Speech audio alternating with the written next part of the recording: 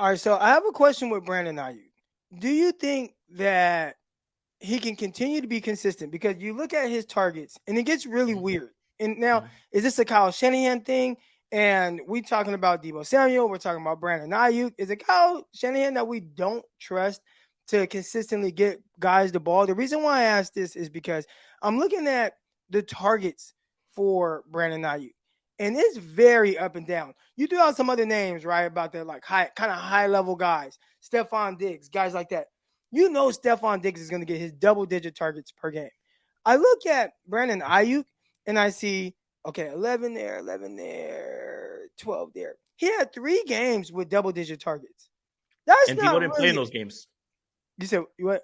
And, Debo didn't play in those games. Debo didn't even play in those games, right? So outside of that, it's very hit and miss with the amount of targets that he's going to get. I look at the game against Tampa Bay Buccaneers.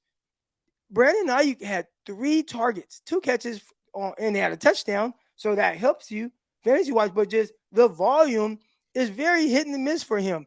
The next week against Seattle, Brandon Aiyuk had 4 targets. All right. The last game of the season against Arizona, and I know the 49ers destroyed them. Brandon Aiyuk has 5 targets. And then you go into the playoffs. 5 targets against Seattle, 4 targets against Dallas, 1 target against Philly. And we know the quarterback issues, especially in the second half there. But can we trust Kyle Shanahan to say, you know what, we're going to make it a focal point to get him the rock? Because Brandon Aiyuk came out and said something very interesting, and it wasn't like he's this disgruntled receiver, but he's like, look, I was a 1,000-yard receiver as the 4th option in an offense. And if that's something that continues, and we're talking about the value of it, but do you just kind of bypass Brandon Aiyuk in fantasy altogether?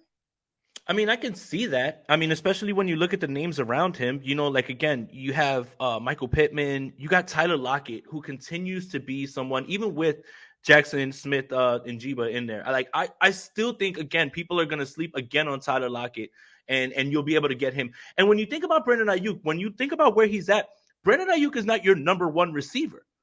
You're grabbing Brandon Aiyuk to be the number 2, number 3 receiver. The other thing I want to point out is you mentioned the Tampa game script, Croc.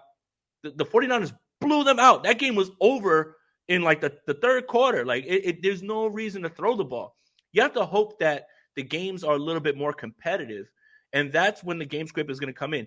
But if Debo Samuel, if I'm concerned about his injuries, right, then why wouldn't I take a shot on a guy who's going to be running more routes as a higher option? George Kittle misses games. So there may be a game or two, or maybe, God forbid, longer than that. I don't want that to happen. But it's a pattern, right? Like it's something that we kind of know about Debo Samuel and George Kittle. They're going to miss games. Brandon Aiyuk doesn't really miss games. And if he's going to be on the field, then he's going to have to get the ball no matter what because of who's available at certain points. So again, it's not about, I'm telling you to draft Debo Samuel. I'm telling you to draft Brandon Aiyuk over Debo Samuel. I'm telling you that you can pair Brandon Aiyuk with a 1 or 2. If you already had, you could have 2 receivers and have him as your 3rd receiver or your flex, and you can still benefit from those breakout games. And then obviously the one big thing, Croc, and this is what we're going to talk about, like with all these pass catchers, who's the quarterback? Right. Who's the quarterback? I think that's going to impact things until we know that. That's why it's fun to talk about this on May 22nd. We don't know who the quarterback is.